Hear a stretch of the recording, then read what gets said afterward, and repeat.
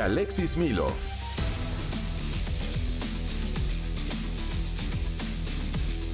Te iba a preguntar si te gustó o no te gustó esta introducción. Sí, me encantó.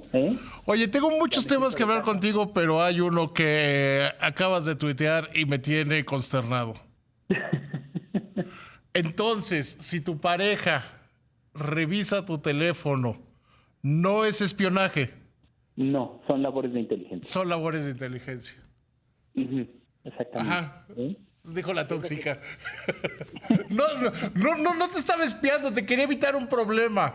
Te quería salvar de un problema. Evitar sabotaje. Evitar sabotaje y evitar que las lagartonas te atraparan. Bien. Exactamente.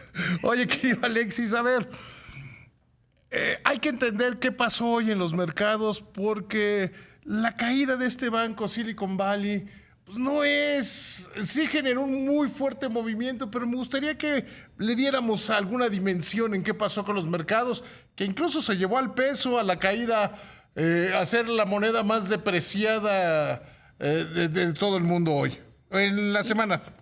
Efectivamente, mira, este banco, el banco de Silicon Valley, que es un banco hasta cierto punto de nicho en Estados Unidos. ¿Qué quiere decir esto? Que sus clientes son sobre todo empresas de tecnología de la zona, ¿no? Y entonces este banco pues empezó a recibir menos depósitos. Para eso entonces tuvo que...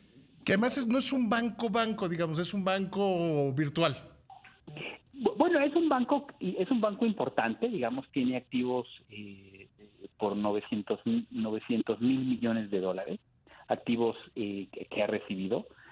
Pero de alguna manera, como se cayeron los depósitos, este banco tuvo que salir a vender algunos bonos.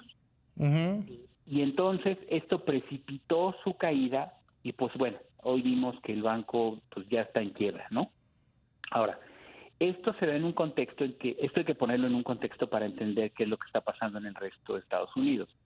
Tú habrás visto, querido David, que en los últimos días estuvieron saliendo muchos datos de cómo la cartera de crédito de los bancos se ha deteriorado, sobre todo, por ejemplo, las tarjetas de crédito. El crédito otorgado por la banca en Estados Unidos a través de tarjeta de crédito está en niveles muy, muy elevados y las tasas están subiendo. Entonces, lo que se espera es que haya cada vez más y más y más y más quiebras. De personas individuales que no pueden pagar sus créditos, ¿no? Por ejemplo, también se había anunciado hace algunos días que todo el tema de los créditos automotrices en Estados Unidos también estaba pasando por un momento muy difícil. 1 de cada 10 personas que había solicitado un crédito automotriz no lo estaba pagando en Estados Unidos o estaba rezagado con sus pagos, ¿no? Entonces, todo esto, todo este contexto, digamos, muy adverso para la banca, en ese momento quiebra un banco que como decíamos, no es un banco importante, es un banco nicho, es un banco de nicho, es un banco casi virtual, pero pues pasa en este momento en que el mercado está tan sensible a lo que pudiera suceder con la banca, pues creó un efecto... Yo ahí te diría, Alexis, que porque hay quienes, a mí me parece un verdadero despropósito que dicen, es que estamos al borde de una crisis como la de 2008. Lehman Brothers era un riesgo sistémico. Este no. Este es un banco que perfectamente se lo pueden tragar el sistema financiero. Y ya hablaba Janet Yellen de la resiliencia de la banca en los Estados Unidos, ¿no? Así es. Mira, el boquete que tiene este banco es de 42 mil millones de dólares, que para los números a los que estamos acostumbrados después de ver la crisis de 2009, de 2008-2009, pues realmente no es nada. De hecho, durante la tarde muchos expertos, entre ellos Larry Summers, que fue secretario del Tesoro, salió a decir, esto está muy lejos de generar un problema sistémico. Ahora, eso no quiere decir... Fíjate que ahí daba incluso otro dato en el editorial, que las acciones de bancos como JP Morgan se recuperaron. Empezaron cayendo y terminaron ganando. Sí, así Porque es. el mercado está distinguiendo lo que es un banco de nicho y su tamaño y lo que es un riesgo sistémico. Así es correcto, es correcto. Ahora, que no haya un riesgo sistémico no quiere decir que todo esto no se dé en un contexto en donde hay pues ciertas dudas, ciertos temores respecto a la banca, respecto a la posibilidad de una recesión en Estados Unidos, en donde en una recesión pues muchos hogares dejan de pagar sus créditos de tarjeta, de auto e incluso créditos hipotecarios. Yo te diría que mucho de la caída que se dio originalmente fue por eso, pero bueno, luego de alguna manera el mercado reaccionó y dijo, bueno, a ver, si lo que nos preocupa en el corto plazo es el riesgo sistémico, como tú bien decías, eso no hay, porque pues no es, los otros bancos están bien capitalizados, básicamente los 4 bancos grandes de Estados Unidos. Entonces, bueno, todo esto sucede en un momento de gran nerviosismo y esto obviamente arrastró a la bolsa, ¿no? Una caída importante, tanto el Standard & Poor's como el Nasdaq cayeron más de 1% cada uno. Uh-huh. Y bueno, pues todo esto se da en un contexto de mucha incertidumbre, ¿no? Algunos analistas incluso dicen, bueno, quizá esto reduce la posibilidad de que la Fed suba tasas y pues por eso es que al final del día la reacción del mercado pues no fue tan negativa. Digamos, hay una gran incertidumbre y pues la quiebra de un banco, pequeño o grande, pues de alguna manera pues añade a este ambiente, ¿no? ¿Cuánto influye que sea el primer banco que quiebra desde 2008? Pues mucho, porque por 2 cosas. Uno, como tú bien dices, porque es el primer banco que quiebra pues en más de 10 años, prácticamente 15 años, ¿no? En segundo lugar, porque es el banco más grande, es la segunda quiebra más grande después de Washington Mutual, ¿no? Uh-huh, uh-huh. Se dio en la crisis de 2008-2009. Entonces, tampoco es una quiebra pequeña, ¿no? Es una quiebra manejable y es una quiebra que se supone que no debería generar no debería generar mayores repercusiones sistémicas, pero mal que bien es una quiebra pues significativa, ¿no?